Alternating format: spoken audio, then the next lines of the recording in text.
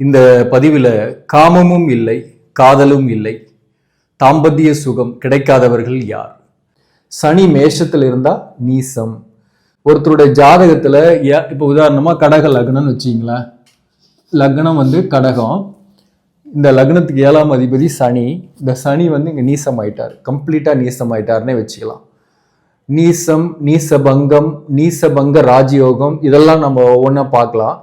இன்னைக்கு நம்ம இந்த காமமும் இல்லை, காதலும் இல்லை, தாம்பத்திய வாழ்க்கையில மகிழ்ச்சி இல்லை என்பவர்களுடைய ஜாதகத்தை நம்ம எப்படி ஐடென்டிஃபை பண்ணலான்றது அதை மட்டும் பார்க்கலாம். இந்த சனி நீசம் பெற்று இருக்கு, மேஷத்துல இருக்குன்னா 2 விஷயம் கன்ஃபார்ம் பண்ணலாம். திருமணம் தாமதமாகும், திருமண வாழ்க்கையில தாம்பத்திய சுகம் இல்லாமல் இருக்கக்கூடிய சூழ்நிலைகள் ஏற்படும்.